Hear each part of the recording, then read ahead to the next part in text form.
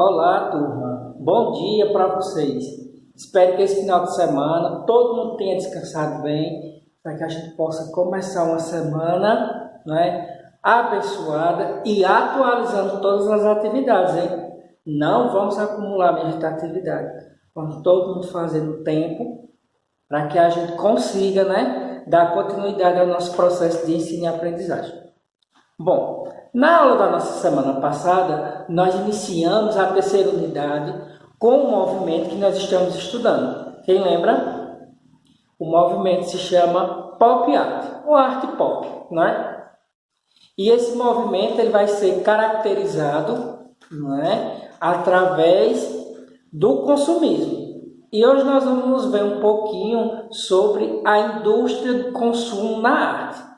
A gente está muito acostumado a ver a arte, enquanto belo, enquanto contemplação, mas nós não estamos tão habituados assim a pensar a arte enquanto produto, E nós vamos ver que pelo design, que é um ramo da arte, a arte ela vai ser vista a partir de um produto, E aí quando a gente fala de arte como produto, a gente está falando de algo que é consumível, que é vendido para alguém, Bom, pensando nessa indústria, nós temos um monte de elementos que englobam e que movimentam bilhões e bilhões de reais, de dólares, de euros por aí pelo mundo afora, A indústria da arte.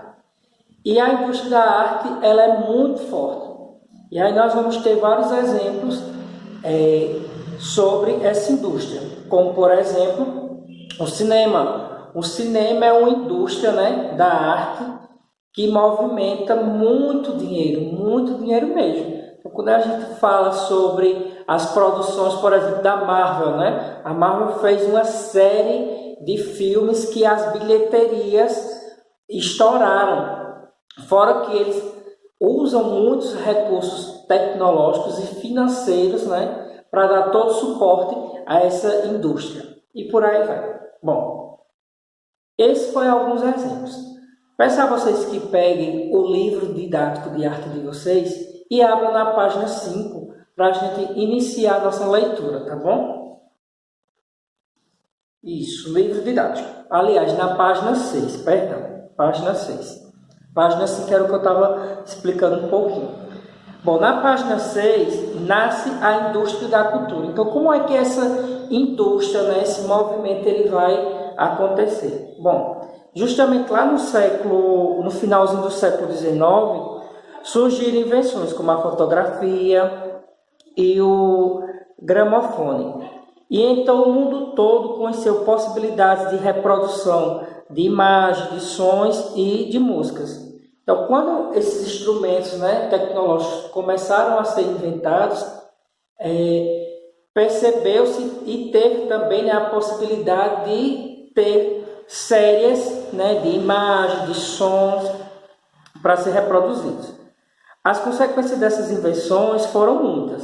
Perceba que com elas, os produtos culturais, que até então eram únicos e que normalmente tinham de ser apreciados ao vivo, passaram a ser reproduzíveis, ou seja, uma grande quantidade de pessoas passou a ter acesso a esses produtos. Então, algo que era exclusivo, que você via ali, com esses equipamentos, nós tivemos a possibilidade de dar acesso em grande quantidade, Por isso que a gente chama de indústria de massa. Bom, esse foi o marco que podemos chamar de nascimento da indústria cultural. Aliás, esse termo, indústria cultural, foi criado pelos filósofos alemães Theodor Adorno e Max Reixmann na década de 1940. Para definir um novo sistema no qual a cultura deixou de ser produzida como uma livre expressão humana e passou a ter outra finalidade principal, que era a venda. Então, vejam que a indústria de consumo ela tem um objetivo totalmente diferente do que nós estamos acostumados a ver em arte. essa indústria, o principal objetivo dela é a venda, o lucro. Por isso que a gente fala muito produto, porque a gente está transformando essa arte em algo que eu posso vender e obter lucros, não é? E trazendo para os nossos dias atuais, nós temos muitos exemplos, né? No início da aula eu falei para vocês do cinema, mas nós temos outros, como por exemplo as telenovelas, né? As novelas, principalmente as novelas brasileiras, elas movimentam uma série, né, de dinheiro mesmo. E esse movimento da indústria cultural, eles não só movimentam a indústria cultural. Como assim, professor César? Vamos pensar. Vamos dar outro exemplo. Uma companhia, né, de teatro que sai aí andando pelo Brasil, né, enquanto indústria, né, que está produzindo vários espetáculos. Eles não estão só movimentando na área da arte, né? Eles estão movimentando a economia como um todo, porque aqueles artistas eles vão precisar de figurino. Então esse figurino eles já vão ter que comprar tecido, e esse tecido já vem do comércio. Eles vão precisar de iluminação, então essa iluminação eles já vão contratar alguém, vão precisar de diretor, de maquiador, enfim, né? Então vejam que um produto artístico, né, ele vai movimentar uma série, né, de lugares da sociedade, movimentando essa economia como um todo. E quando a gente fala de cinema, de novela, de música principalmente também, né, veja um clipe musical, quando ele é feito, às vezes passa dias, semanas, para que aquele clipe de 4, 5 minutos no máximo, né, que é uma música geralmente, seja ali soltado no YouTube e bombe por aí. Então vai passar por uma equipe que vai filmar, vai passar por outra equipe que vai editar, vai ter a direção, vai ter o figurinista, vai ter o maquiador, os cantores, cenários, artistas convidados e por aí vai. Veja que a indústria, né, a indústria cultural, ela movimenta uma cadeia, né? E aí quando eu falo de cadeia, é cadeia de produtividade financeira mesmo, para dar esse suporte a esse produto de massa. Bom, ainda na página 6, tem aí um textinho, eu peço que vocês leiam, tá? Eu não vou ler todo o texto, para que não fique a aula cansativa, eu vou explicando para vocês. Mas tem um trechozinho aqui que é bem relevante a gente parar para ler agora. Nós podemos chamar de cultura de massa os produtos que são fabricados nessa indústria cultural. Ou seja, tudo que é produzido através dessa cultura de massa, né, essa indústria cultural, a gente vai chamar de cultura de massa. E aí, ver esses produtos, né? Quais são os produtos da cultura de massa, por exemplo, no cinema? Aí vem os filmes de Hollywood, né? Aí vem a Marvel, como eu falei para vocês, e outras produtoras que vêm a cada ano lançando livros, filmes. E aí também a cultura de massa, né, vem pelos clássicos, como por exemplo os livros. Muitos de vocês, né, devem ter aí os clássicos, livros que vocês vão lendo e vem a sequência, né? Eu, por exemplo, tenho uma sequência, né, que são de 3 livros da Jojo Moyo, que é o livro Como Eu Era Antes de Você. Ele é o primeiro, que inclusive tem um filme, né? Eu acho que o professor de vocês de português já indicou para vocês assistir esse filme, se eu não estou enganado. E ele é baseado nesse livro, né? Como Eu Era Antes de Você. E depois desse livro tem mais 2, né? E a história é muito boa, muito boa. E isso movimenta toda, né, toda uma indústria, toda uma cultura de massa, porque vejam que esses livros, essas séries geralmente vêm lá dos Estados Unidos ou vêm da Europa, né, e movimentam todo mundo, não só na literatura, mas que vem também para o cinema. Muitos filmes são baseados em livros. E aí vem uma série de livros e filmes que a gente conhece. Bom, tem aqui uma perguntinha bem interessante, né? Que diz o seguinte: você conhece outros produtos, fora esse que eu mencionei para vocês, que podem ser considerados cultura de massa? Que produtos vocês conhecem que podem ser produtos de massa? E aí eu quero que vocês reflitam nessa pergunta, né?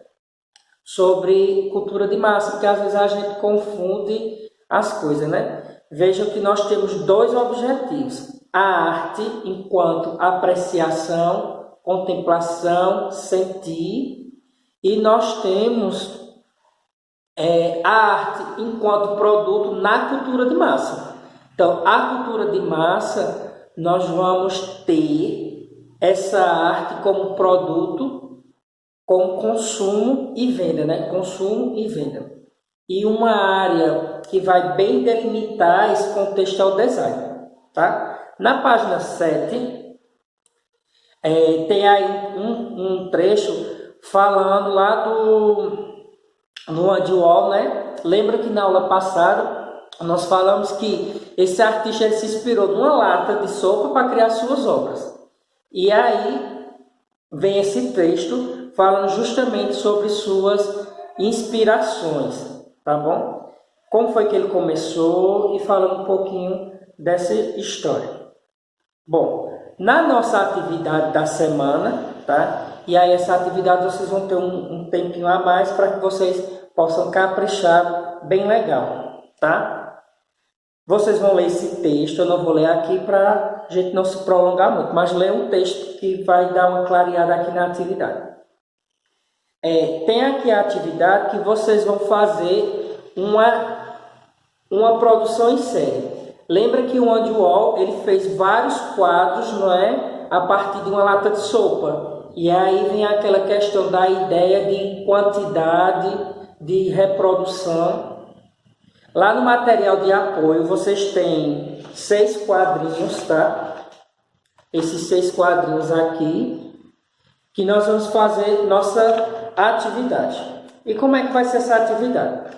A ideia é a seguinte: quem puder, tá? E quem puder, não sei se todo mundo vai poder ir, a gente vai precisar que vocês vão ao supermercado. Mas aí quem não puder ir ao supermercado ou não quiser, vai na despensa de casa, tá bom? Então vamos precisar de um alimento.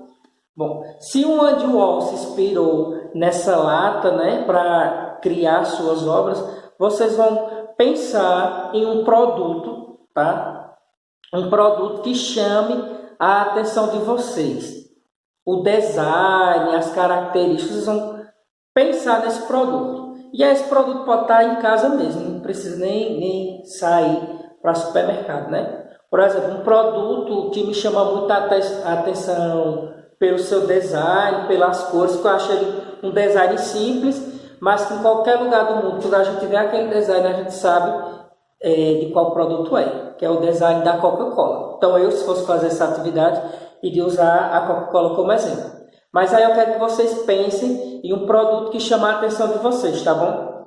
E aí, quando vocês escolherem esse motivo, né, vocês vão fazer a reprodução dele em série, nesse material de apoio, e vocês podem usar tinta, quem tiver, ou não, vocês podem usar lápis de cor, hidracor, grafite, tá bom? Para fazer essa reprodução. Aqui na página 7 vem explicando com mais detalhes, porque a gente precisa se apropriar do texto para a gente entender melhor a atividade, tá bom? E aí, quando vocês criarem essa obra, não esqueçam de assinar ela e dar um título, tá bom? Capriche nessa atividade.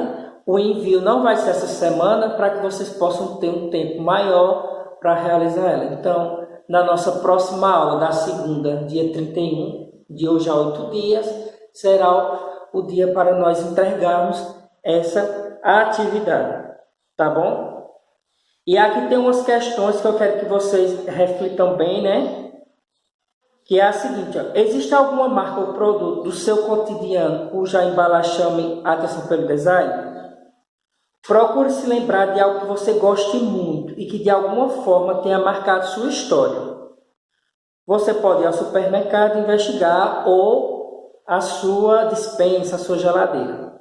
Após selecionar o melhor produto, na sua opinião, você pode fazer uma foto dele ou, se não custar muito, pode comprá-lo. Ou seja, a ideia é que vocês peguem esse produto para observar ele melhor, tá bom? Um cheiro para todo mundo, capriche nessa atividade e até a nossa próxima aula.